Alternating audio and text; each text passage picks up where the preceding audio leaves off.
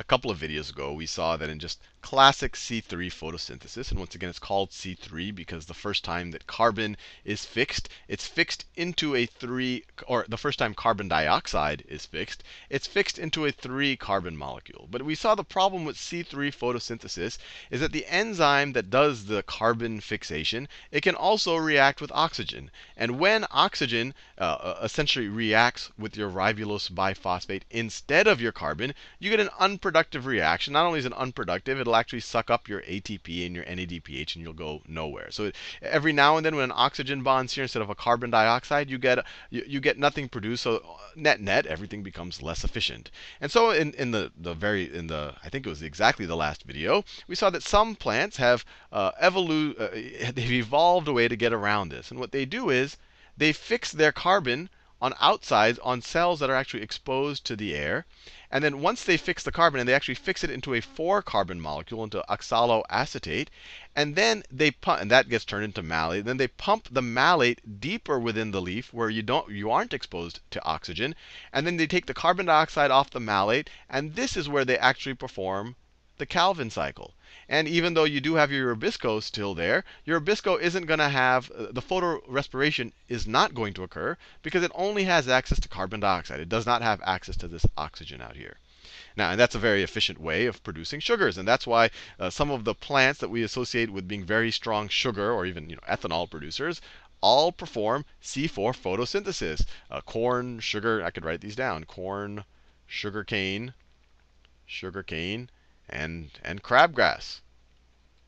And these are all very, very efficient sugar producers because they don't have to worry too much about photorespiration.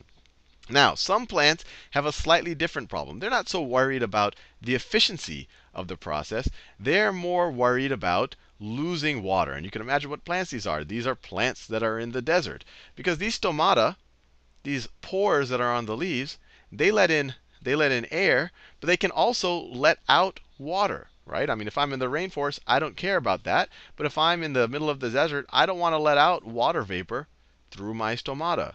So the ideal situation is I would want my stomata closed during the daytime. Right? This is what I want. So I want, if I'm in the desert, let me make this clear. If I'm in the desert, I want stomata closed. I want stomata closed during the day. Right? For obvious reasons. I don't want all my water to vaporize out of these holes in my leaf. But at the same time, the problem is that photosynthesis can only occur during the daytime, and that includes the dark reactions. Remember, I've said multiple times, the dark reactions are badly named. They're more the light-independent reactions. But they both occur simultaneously, the light-independent and light-dependent, and only during the daytime. So photosynthesis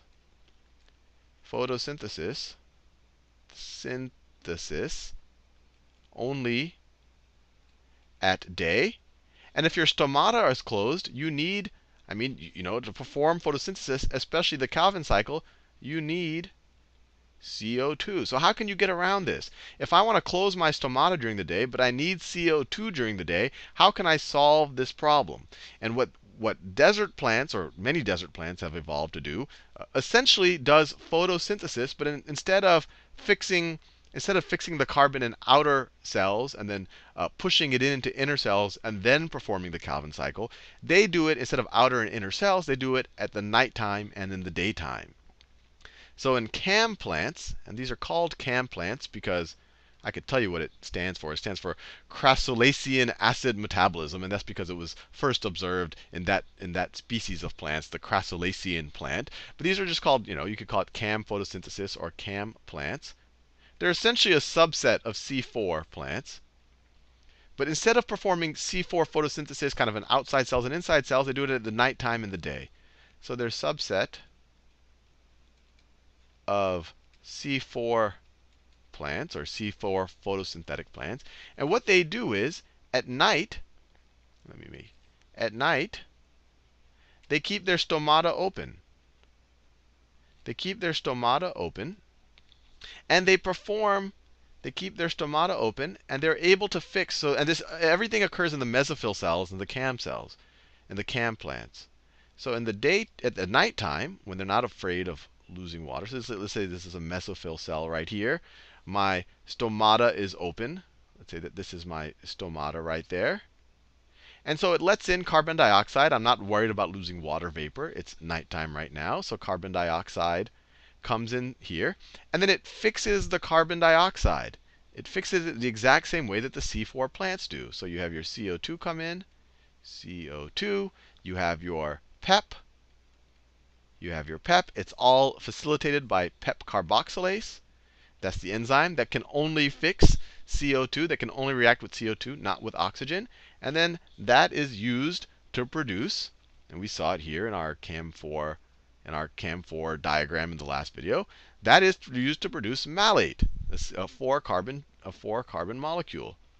So that is used to produce malate. And then the malate, and then this is what's key. The malate gets stored in other organelles in the cell, in the vacuoles, which are, you can kind of view them as large storage containers in the cell.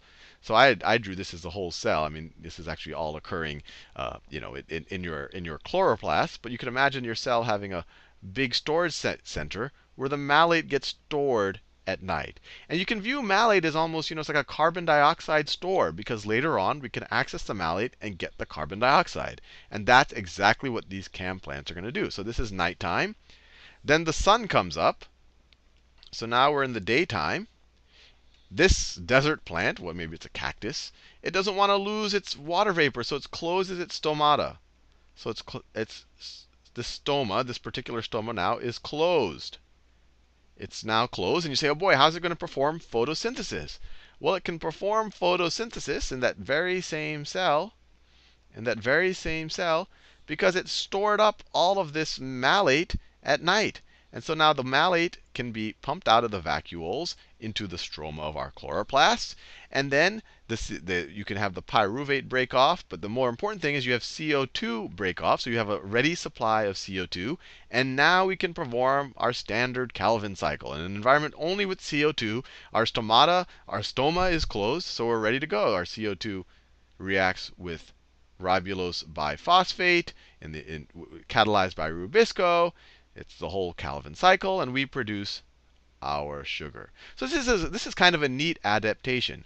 In these very efficient sugar-producing plants that aren't that worried about water, they perform carbon fixation on things that are exposed to the air, and then they pump kind of a stored version of the carbon deeper into the leaf to actually perform the Calvin cycle, so that it's not lossy, so that photorespiration doesn't occur, because down here you have no oxygen. The desert plants, I mean, they benefit from that property as well. But their whole concern is, I don't want to keep my stomata open in the daytime. So what I do is I fix my carbon at night. But I use the exact same process. I use PEP carboxylase. And I store it. I store my carbon dioxide at night. And in the daytime, I can actually, when my light dependent reactions are occurring, and they're producing my ATP and my NADH, I can also perform my dark reactions in the daytime. As I said, the dark reactions always occur in the daytime, or my light independent reactions, because even though my stomata is closed, I have a store of carbon dioxide in the form of malate.